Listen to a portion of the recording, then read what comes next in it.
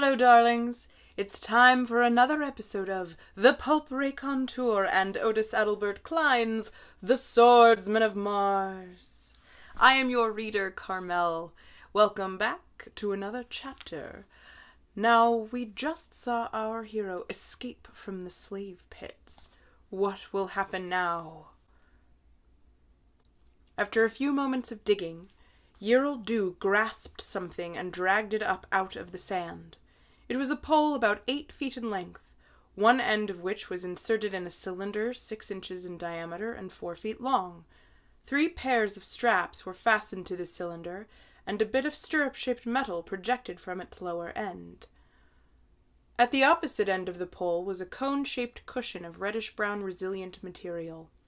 Swiftly, the gen of the Takor-free swordsman unearthed 3 more objects like the first, and 2 poles about 16 feet long.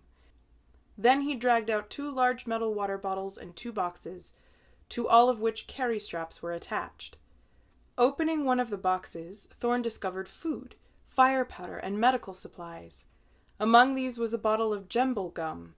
He heated some of this by burning a small quantity of firepower. Then he dressed Yerl's wounds and burns, after which his henchman did the like for him. "Now, my lord," said Yerl, "if you will be seated, I will strap on your desert legs for you." Although Thorn had no idea what the pole and cylinder combinations were for, he began to understand when his retainer brought 2 of them, and after inserting his feet in the stirrups, began strapping them to his legs.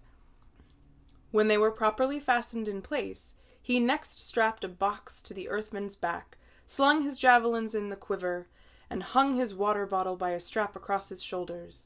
Then he handed him one of the poles. "Now you are ready, my lord," he said, "and I'll be on my own desert legs very shortly." It did not take Yerl long to do for himself what he had done for Thorn. Then, grasping his pole with both hands, he thrust one end into the sand beside him, and drew himself up until he stood on his 2 long stilts. Thorn followed his example. With his weight on them, the tops of the stilts were compressed a little way into the cylinders, which evidently contained powerful springs. The resilient, cone-shaped feet kept the stilts from sinking into the sand, and added to the illusion of floating, feather-like through space which the springs induced. Yerl started off, walking towards the northwest. Thorn attempted to imitate his gait, but found it quite difficult, much like walking on bed springs or an aerial artist's net. At each step his legs threw him forward like a springboard, so that several times he was compelled to use his long pole to keep from falling on his face. Presently he got the swing of it, whereupon Yerl gradually increased the pace until both of them were running. Not until then did the earthman discover the tremendous advantage of traveling with desert legs. At each step, the stilt now sank deeply into the cylinder, then hurled him upward and forward like a catapult. The night was cold and frosty, and the exercise just sufficient to make him draw in great lungsful of sweet desert air. What a relief after the baridium pit with its searing, acrid fumes and its deadly clouds of corrosive dust! As the night wore on and morning approached, the bright nearer moon once more popped above the western horizon, and hurtling forward to greet its slower, paler companion, made the sand particles and frost crystals glitter and sparkle. But long before the 2 moons could meet in the sky, the sun, heralded by a brief flash of silvery gray light, shot above the eastern horizon in the full blaze of its glory, and both satellites faded from view. A few moments later, Yerl sighted a clump of conifers, and the 2 men made for it. They found a dry water-hole, but this did not daunt them with their full bottles, and the trees offered concealment and shade. Unstrapping their desert legs, they gathered firewood, brewed pulcho, and with the hot, stimulating beverage washed down their morning meal of dried meat and hard travelers' cakes. Then, after extinguishing their fire with sand, they stretched out in the shade to sleep. Thorn fell asleep almost immediately, nor did he awaken until Yereldu shook him soundly. "The day is full sped, my lord," he said. "I have brewed fresh pulcho and prepared our evening meal. We should eat and be ready to start as soon as the sun sets." "What of our enemies? It seems strange that no signs of pursuit have developed." "But they have developed," replied Yereldu. "I am a light sleeper, and several times during the day, as I lay awake, I saw bands of warriors mounted on guards flying overhead. Had they paused to search our hiding place, we would have been killed or captured long ere this. Fortunately, they did not." The sun set just as they finished their meal, and they packed their belongings and strapped on their desert legs by the light of the nearer moon. Then they set out once more. Yereldu had estimated that by traveling all night and sleeping during the daytime, they would be able to reach the edge of Tekor Marsh in 3 nights. Here he would know how to find Thane, if she were still alive and uncaptured, and they would be able to fulfill Thorn's promise to help her search for her father. They made swift progress traveling by the light of the nearer moon, but it soon set, and as on the night before, there was a period of darkness during which only the stars and planets glittered overhead.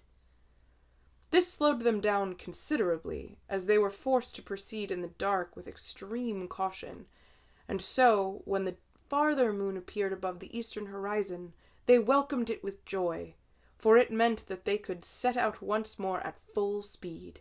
They had traveled for some time by its pale light, when Thorn noticed, over at his left, an object projecting above the horizon which he first took for a tall, tufted conifer. But he suddenly became aware that it was moving, not like a tree swaying in the breeze, but actually traveling over the ground and coming with considerable speed in his direction. As the thing rapidly drew closer, he was able to make out a huge head with a hooked beak, a long, scrawny neck, and a large bird-like body supported by 2 legs, each of which was at least 15 feet in length. The head of the monster, he judged, towered at least 30 feet above the ground. He called to his companion. "Ho, Yereldu! Do you see what is coming after us?" His henchman looked around. "A Kori! We must hasten, or we are dead men. It is the great man-eating bird of the desert." They accelerated their pace from a trot to a run. Soon they were lengthening their 30-foot steps to nearly 50, but the Kori kept coming on, and despite their utmost exertions, gaining on them. Thorn, less skillful with the desert legs than his companion, began to fall behind, while the monster, still shortening the distance between them, soon towered only 50 feet behind. It was a hideous thing. A giant bird with a crest of waving plumes, and a huge curved beak that looked fully capable of cutting a man in 2 with a single snap. Its long, lean neck was bare of feathers, and covered with a wrinkled, leathery skin. Like the neck, the body was leathery and naked. The wings, which were short and obviously useless for flight, were featherless, but covered with sharp, horny protuberances, which made them quite formidable weapons. The long legs were armored with large, rough scales, and the toes were equipped with sickle-shaped retractable claws. The monster ran with its ugly head projecting far forward, and its wings sticking stiffly out from its leathery body, as if to prevent its intended victim from suddenly doubling back to the right or the left.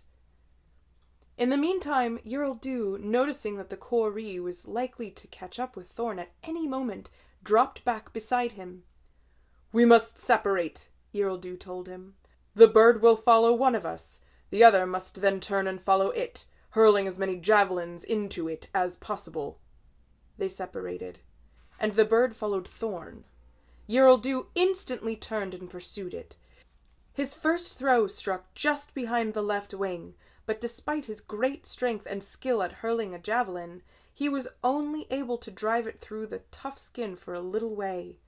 A second striking below it penetrated to a depth of about a foot, but it was enough to exasperate the monster, which turned and rushed at its persistent tormentor.